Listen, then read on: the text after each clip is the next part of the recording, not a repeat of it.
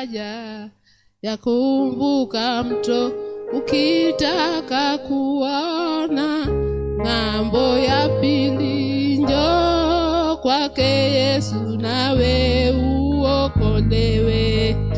Oh, kwake Yesu uokolewe.